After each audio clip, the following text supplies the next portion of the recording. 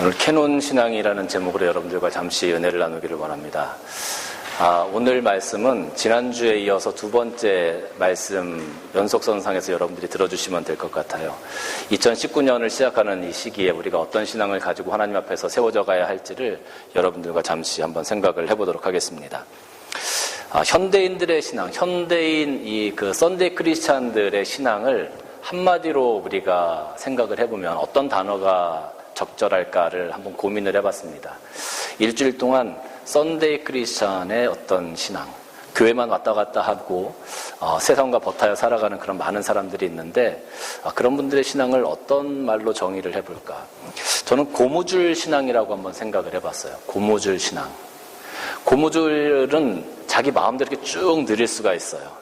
그리고 조금 느리고 싶으면 조금 느리고 많이 느리고 싶으면 많이 느릴 수가 있는 게 바로 고무줄입니다. 예전에 우리가 어릴 때 고무줄로 새총을 만들었어요. 새총을 만들어서 멀리 보내고 싶으면 고무줄을 쫙 당겨서 그 총알을 탁 놓으면 그 총알이 멀리까지 날아갔죠. 이제 그렇게 놀았던 기억이 나는데 왜 고무줄 신앙이냐 하면 이 신앙을 생각할 때 자기 마음대로 이 기준을 늘렸다 줄였다 하는 사람들이 많기 때문에 그렇습니다.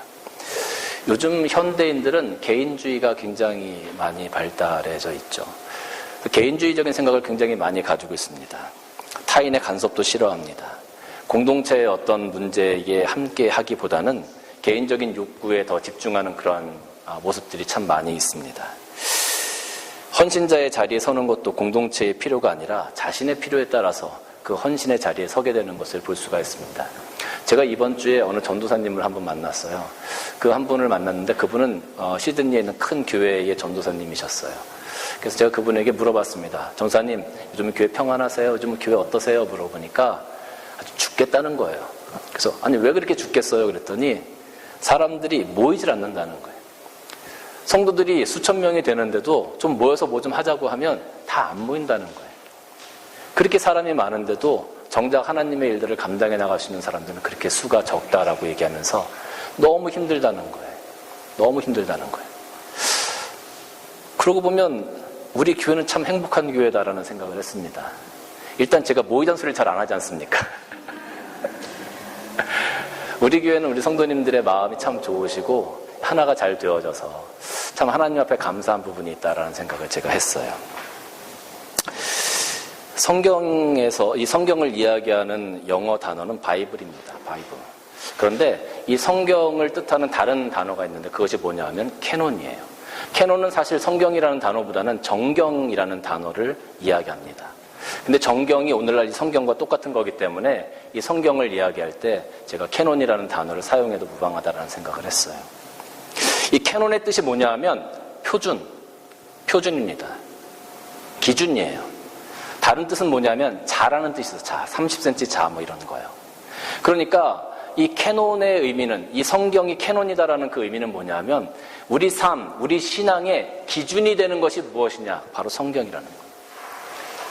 우리 신앙, 우리 삶이 잘 되어가고 있는지, 잘 살아가고 있는지 없는지를 재볼 수 있는 게 뭐냐? 바로 이 캐논, 성경 말씀이라는 거죠. 성경 말씀에 비추어서 우리의 삶이 잘 살아가고 있는지 못 살아가고 있는지, 내 신앙이 좋은지 안 좋은지를 이 성경에 비추어서, 하나님 말씀에 비추어서 우리가 그것을 재보아야 한다라는 거죠.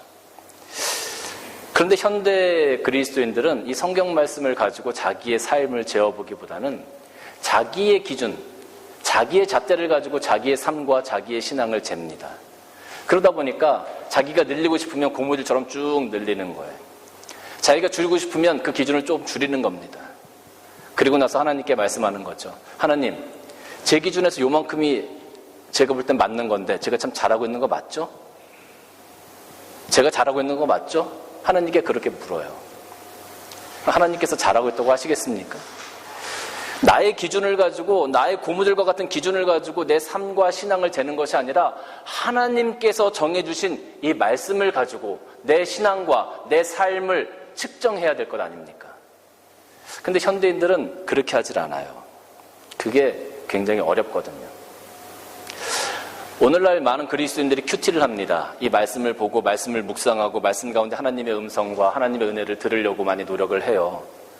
그런데 이 하나님의 말씀을 듣고 하나님의 말씀을 묵상하는 건 좋은데 이 하나님의 말씀을 자기 삶에 적용하고 이 하나님의 말씀을 해석해낼 때 정말로 하나님께서 기뻐하시는 그 잣대를 가지고 그 말씀을 해석해야 되는데 그렇게 하지 않고 자기가 좋은 대로 이 말씀을 해석하는 경우들이 있어요.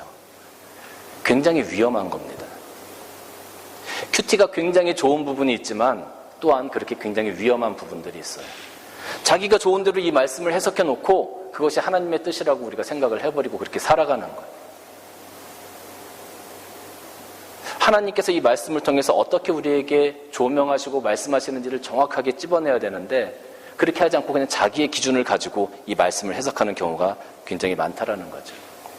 신앙이 좋다. 우리가 무엇으로 신앙이 좋다라는 것을 정의할 수 있을까요?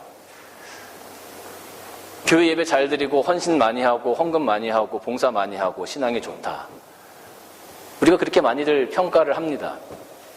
그런데 참 재밌는 것은 그럼에도 불구하고 만약에 여러분들의 자녀가 결혼할 때가 돼서 배우자가 될 만한 사람을 데리고 왔어요. 배우자가 될 만한 사람을 데리고 왔는데 어이구 그 사람의 직업이 의사나 변호사네. 그럼 여러분들 마음이 어떠시겠어요? 마음이 어떠시겠어요? 다들 고개를 끄덕끄덕 하시면서 그렇지. 흐뭇하지. 흐뭇할 겁니다. 그런데 그 사람이 신앙생활을 하지 않네. 믿음 생활을 하지 않아. 예수님을 알지 못해. 여러분 어떻게 하시겠습니까?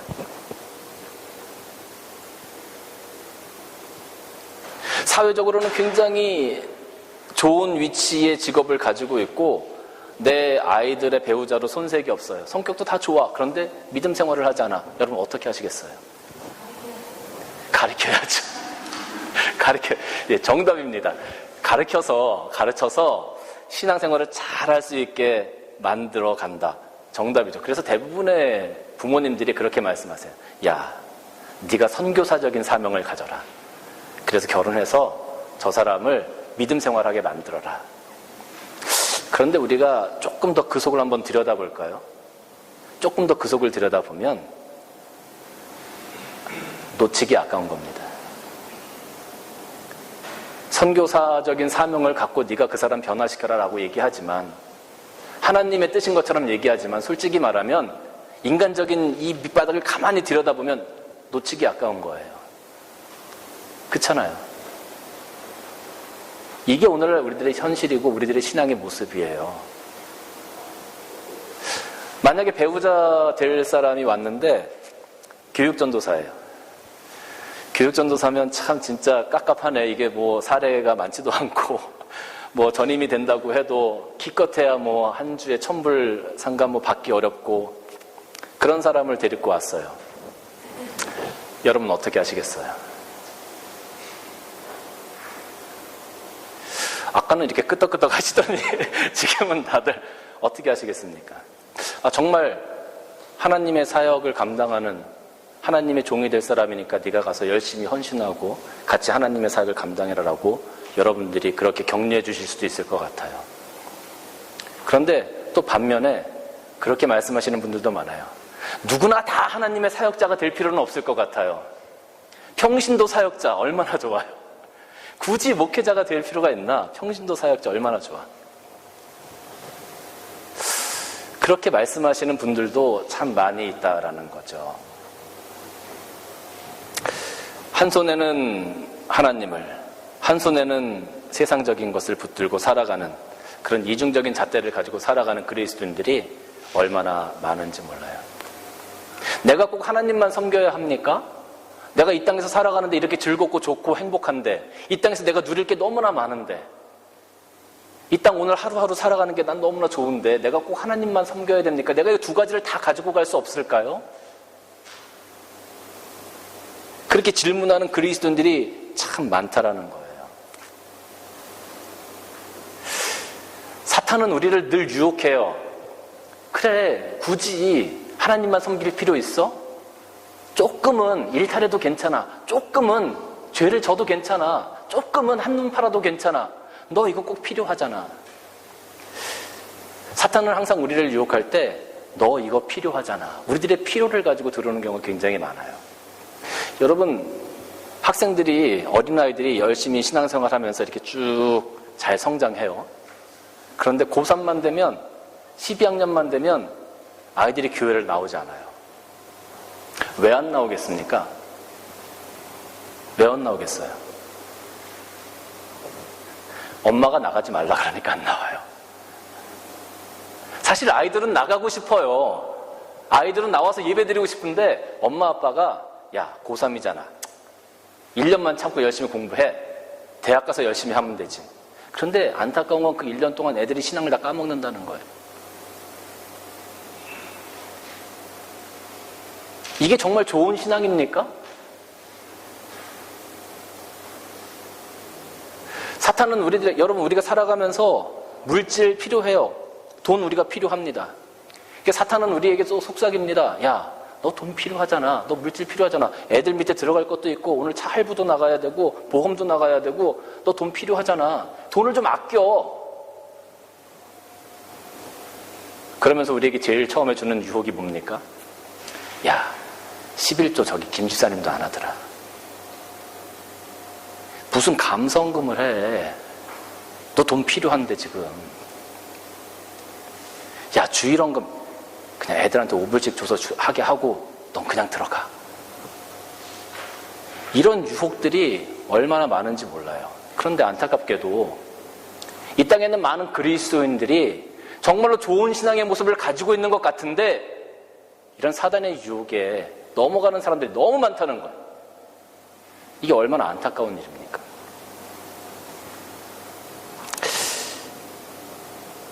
사탄이 하와를 유혹했죠. 에덴 동산에서.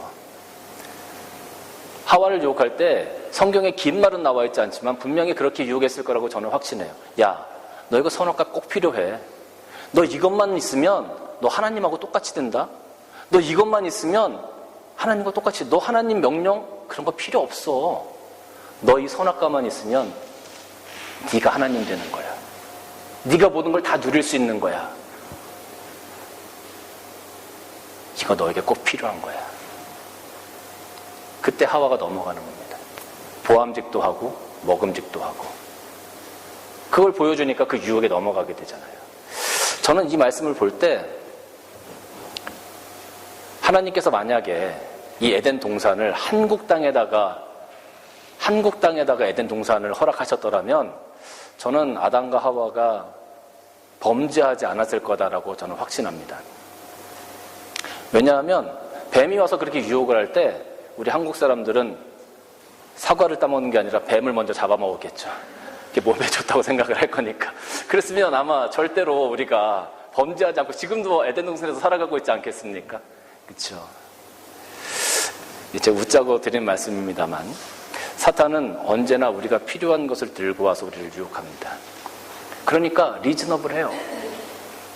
합리적이에요. 그럴싸해요. 그렇게 해도 될 것 같아.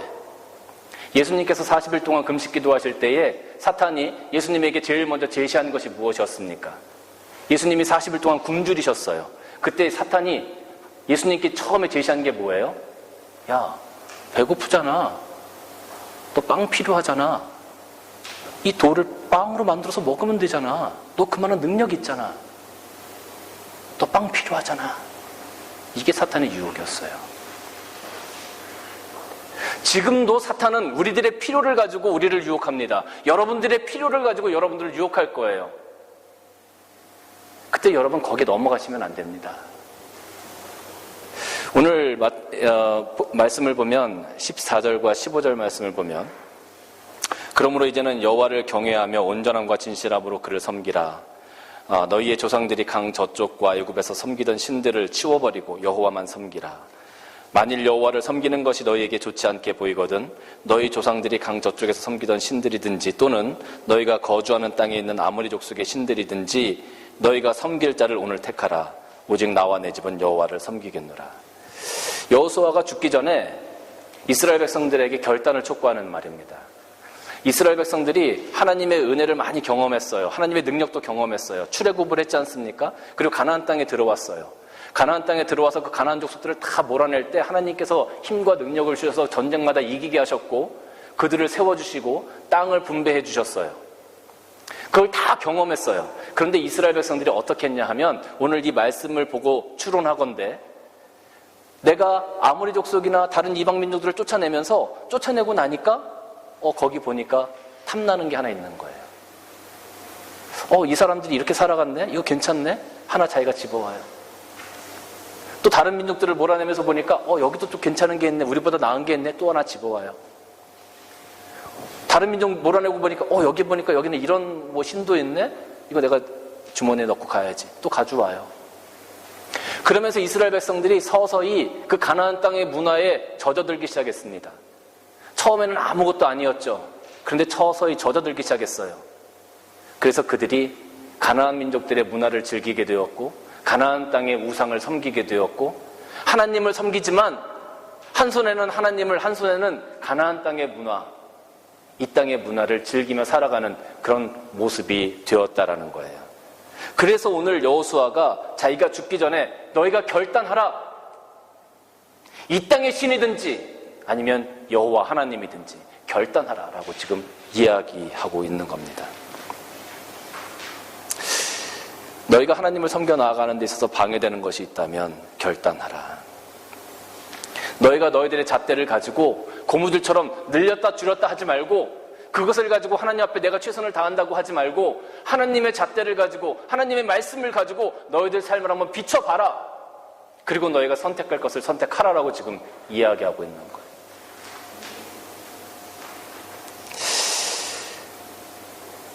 사랑하는 성도 여러분, 2019년을 우리가 시작합니다. 2019년을 시작하면서 저는 여러분들에게 지금까지 여러분들이 어떠한 삶의 모습을 가지고 달려오셨든지 간에 이제 하나님 앞에서 하나님의 잣대든지 아니면 여러분의 잣대든지 이 둘 중에 하나를 선택하기를 주님의 이름으로 권면합니다. 여러분들이 지금 가져야 할 잣대가 무엇입니까? 고무줄 신앙 그리고 이 캐논 신앙, 여러분이 가져야 할 잣대가, 여러분이 가져야 될 신앙의 모습이 무엇입니까? 2019년은 여러분들에게 나의 고무줄 신앙이 아니라 하나님께서 나에게 허락하신 캐논의 신앙이 여러분의 삶의 이정표가 되어주시기를 주님의 이름으로 간절히 축원합니다. 그럼 어떻게 하나님께서 기뻐하시는 신앙을 가질까? 16절과 18절 말씀을 보면 백성들이 대답하여 이르되 우리가 결단코 여호와를 버리고 다른 신들을 섬기기를 하지 아니하오리니 이는 우리 하나님 여호와께서 친히 우리와 우리 조상들을 인도하여 애굽 땅 종되었던 집에서 올라오게 하시고 우리 목전에서 그 큰 이적들을 행하시고 우리가 행한 모든 길과 우리가 지나온 모든 백성들 중에서 우리를 보호하셨음이며 여호와께서 또 모든 백성들과 이 땅에 거주하던 아모리 족속을 우리 앞에서 쫓아내셨음이라. 그리고 여기 그러므로 우리도 여호와를 섬기리니 그는 우리 하나님이십니다. 그랬어요. 그러므로 앞에는 뭐가 있었어요? 하나님께서 행하신 일들이 쭉 나와요. 하나님께서 이스라엘 백성들을 향하여 행하신 능력들이 쭉 나와요. 은혜가 쭉 나와요. 그리고 그러므로 내가 하나님을 섬기겠다라는 고백이 나오죠. 여러분, 우리가 하나님을 섬기는 신앙을 갖기 위해서는요, 우리가 꼭 해야 될 게 있는데 그것이 뭐냐면 하나님의 은혜를 잊어버리면 안 돼요. 하나님의 은혜를 잊어버리면 우리의 신앙을 바로 가지고 가기가 굉장히 어렵다는 거예요. 나에게 어떤 유혹이 있고 나에게 어떤 시험이 있고 나에게 어떤 어려움이 있을 때 하나님께서 나에게 행하신 것들을 생각하고 하나님께서 그때 나를 이렇게 구원하셨지, 하나님께서 나에게 이렇게 행하셨지, 하나님께서 나에게 이런 도움을 주셨지, 하나님께서 나에게 이런 은혜로 함께 하셨지, 그 하나님께서 오늘도 나와 함께 하실 거야. 그 하나님이 오늘도 나와 함께 하실 거야. 그 하나님을 추억하면서 오늘도 나와 함께 하시는 하나님, 그 하나님을 우리가 꼭 붙들어야 된다는 거예요. 저는 여러분들이 하나님을 만나는, 예수 그리스도를 만나는 하나님의 그 기도할 때 응답 주시는 그 은혜를 우리 여러분들이 다 개인적으로 경험하셨으면 좋겠어요. 그런 영적인 체험들이 다 있어야 된다고 저는 생각해요. 그래서 여러분들이 힘들고 어려울 때마다 나에게 눈물을 흘리게 하셨던 그 하나님, 내가 정말로 나의 모든 것들을 고백할 때 나를 안아주셨던 그 하나님, 내 눈물을 닦아주셨던 하나님, 내 상황을 변화시켜주셨던 그 하나님, 그 하나님을 기억하면서 오늘도 하나님께서 나를 위해서 역사하실 거야, 오늘도 하나님께서 나를 인도하실 거야 라는 그런 믿음을 가지고 우리가 살아가기를 주님의 이름으로 간절히 축원합니다. 시편 127편 1절 말씀을 보면 27편 1절 말씀 보면 여호와는 나의 빛이요 나의 구원이시니 내가 누구를 두려워하리요. 여호와는 내 생명의 능력이시니 내가 누구를 무서워하리요. 다윗의 고백이거든요. 다윗이 힘들고 어려울 때 하나님께서 늘 함께 하시고 자기를 보호해 주셨다는 것을 다윗은 고백하고 있어요. 그리고 어려울 때마다, 유혹이 있을 때마다 다윗은 그 하나님을 기억하면서 그 고비고비를 넘어갔습니다. 다윗이 한순간에 위대한 사람이 된 게 아니에요. 한순간에 위대한 신앙이 된 것이 아니에요. 고비고비를 나와 함께 하셨던 그 하나님께서 지금도 나와 함께 하신다는 고백을 가지고 그 고비를 넘어갔을 때 그가 위대한 신앙인이 되었다는 것을 여러분 기억하셔야 합니다.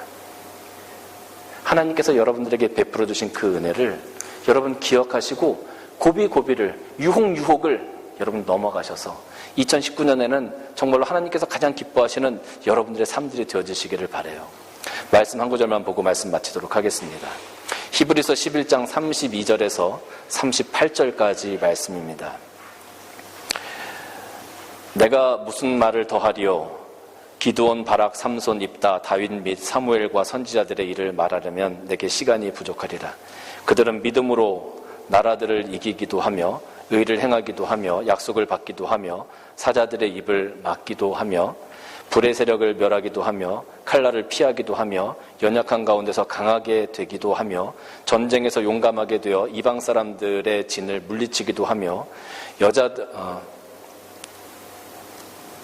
여자들은 자기의 죽은 자들을 부활로 받아들이기도 하며 또 어떤 이들은 더 좋은 부활을 얻고자 하여 심한 고문을 받되 구차히 풀려나기를 원하지 아니하였으며 또 어떤 이들은 조롱과 채찍질뿐 아니라 결박과 옥에 갇히는 시련도 받았으며 돌로 치는 것과 톱으로 켜는 것과 시험과 칼로 죽임을 당하고 양과 염소의 가죽을 입고 유리하며 궁핍과 환난과 확대를 받았으니 이런 사람은 세상이 감당하지 못하느니라. 그들은 강야와 산과 동굴과 토굴에서 유리하였느니라.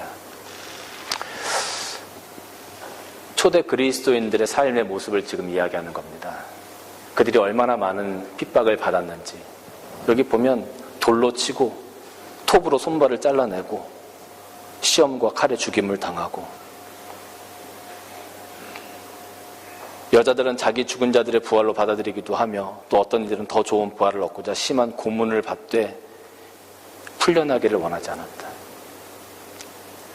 이들의 소망과 이들의 믿음이 얼마나 대단한지 여러분 느껴지십니까?